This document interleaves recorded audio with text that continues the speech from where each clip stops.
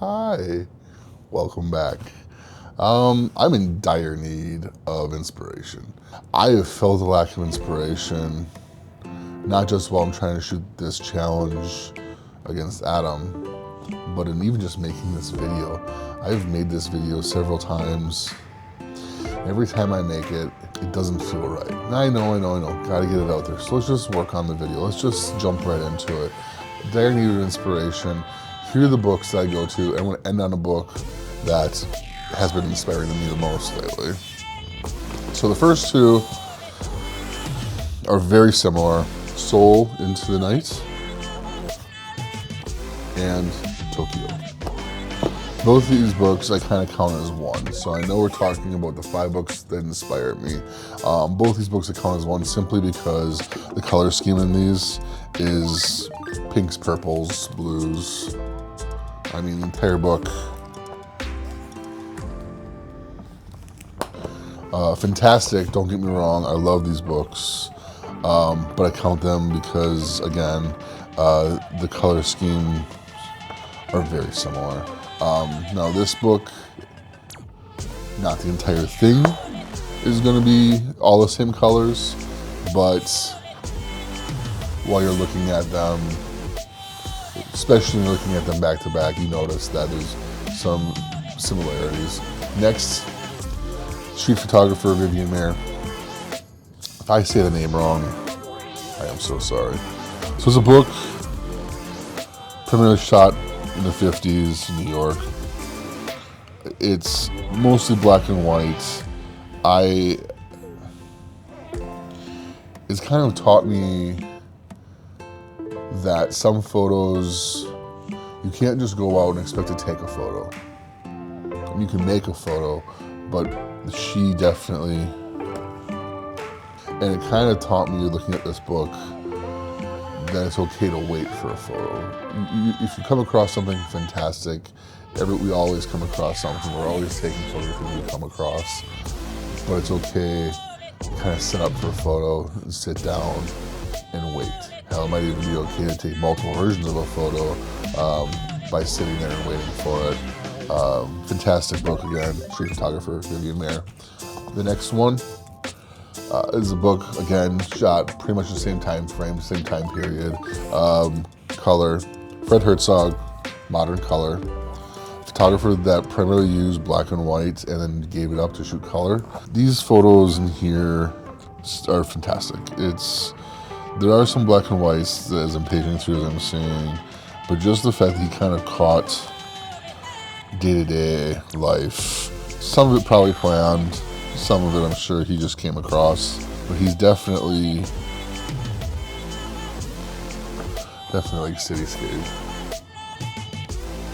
There's quite a few of those in this book as well. It's what I kind of came across, I found on Amazon. I'm happy I found it. I catch myself going back to it a lot. Next book, Suffering of Light, Alex Webb. This one's very popular among photographers. If you watch any kind of booktube photographer channel or any photographer channel that just talk about books like this one right now. But back to The Suffering of Light. I came across this not even by accident, just that I had other photographers that I watch on YouTube. We're all discussing this book. We're all talking about this is the book to have if you're a photographer. It's a book that shows me layers. I never thought about layers before. Foreground, middle, midground, and background. And he has lots of photos, not just the color, but photos where are we doing? This one right here, where we have a subject in the foreground, in the midground, and in the background. Makes me approach my own photography different.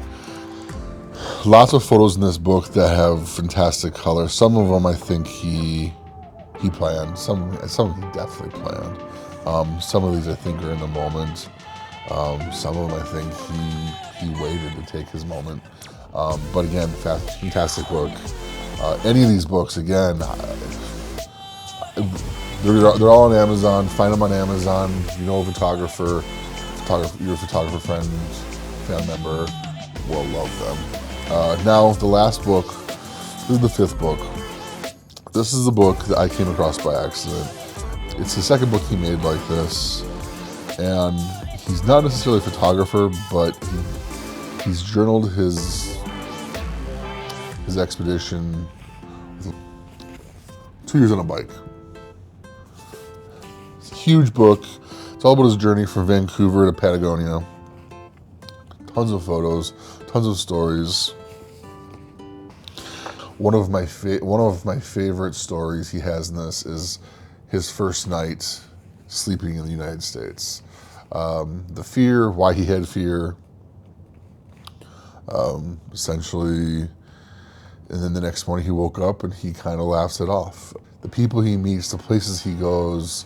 The book doesn't just journal his day-to-day trip, but it also talks about the bike he chose, why he chose the bike, the equipment he brings along, not just the photography equipment, but his day-to-day camping gear. And then it's right off the bat, this picture. This is the one that grabs me. A year ago, I went to Utah with my dad, and we were at Zion National Park where this picture was taken. Seeing other photographers take photos of places I've been, but I didn't see that way, it really inspires me to go back. It inspires me to take more photos. Fantastic photographer. It's not even his trade. He has photos where he's doing something tricky with, some lights, exposure. This is a book I find myself coming back to. I come back to this book all the time. This is the book that makes me want to get up. This is the book that inspires me the most. This is the book that makes me want to get up, pack my car, clothes, a little bit of money, a sleeping bag, all my camera gear I can put in there, video, photo, whatever, I don't care, and go and just journal an adventure. If I would have come across this book in my late teens, my early 20s, a part of me believes I would have done something similar to this. Don't know if I would have drove from Vancouver to Patagonia,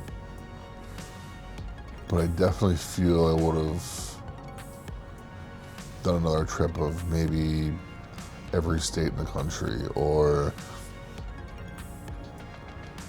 just camping off grid for a year, or I don't know. I couldn't imagine the adventures I would have gotten into. I couldn't imagine, but this book makes me think that any of the adventures would have been possible. Just getting up and doing it, even though he planned ahead of time for everything he did, but getting up and doing it is in its own a miracle. Imagine, this is what gets me with this book. Imagine planning a trip so big that you're almost going from pole to pole. You're almost going from one part of the world all the way across down to the next part of the world, and then doing it. I think that's what grabs me with this, is the fact that there's a lot of people, and myself sometimes included, that will talk the adventure, will talk I want to do this, I can do it. Yeah, you can do it, but do it. He did it, and I love going back to it. I love sharing his journey. I love seeing it. This is the book, if you're going to buy one of these books, buy this book. This is the book, again, I go back to, I'm inspired the most about. This is the book that, taking my photos in this competition, this made-up competition I have with Adam, this is the book that will probably drive me the most and help me get off my butt and do something where I could just give up and say, he's a better photographer. I won't do that. Adam's a fantastic photographer. I will take nothing away from him, but I will not give up because, one, I want to get better, and two, I don't think I'm that bad. Links to everything below. Thanks for watching. Thanks for being a part of the team. I hope you're okay. I hope you have a good day. I'll see you next time.